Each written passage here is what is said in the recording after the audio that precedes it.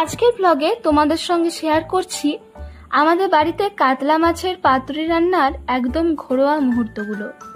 প্রথমে একটি বাটিতে নেওয়া হলো সাদা সর্ষে, কালো সর্ষে, টমেটো, কাঁচা লঙ্কা, পোস্ত আর একটু চালমগজ,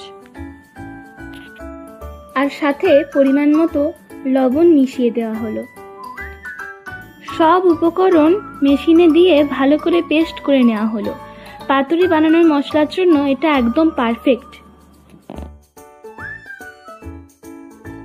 এই মশলাটির সাথে কাগজি আর কাঁচা সরষের তেল মিশিয়ে দেওয়া হলো।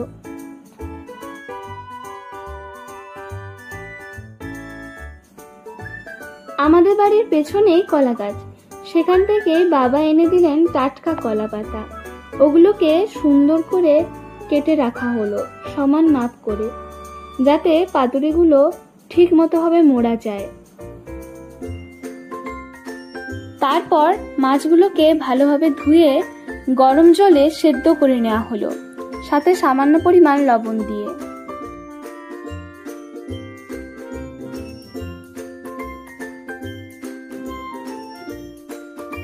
সেদ্ধ হয়ে গেলে জল ঝরিয়ে একটা জায়গায় মা ভালো করে মাছগুলোকে তুলে নিল। প্রথমেই তৈরি করে রাখা মশলাটা প্রতিটা মাছের মধ্যে ভালোভাবে ভরে নেওয়া হলো। তারপর এক একটি করে মাছ কলা পাতায় মুড়িয়ে সুতো দিয়ে শক্ত করে বেঁধে ফেলা হলো। কড়াইতে সর্ষের তেল গরম হয়ে এলে পাতুরিগুলো একে একে করে ভাজা হলো হালকা আঁচে।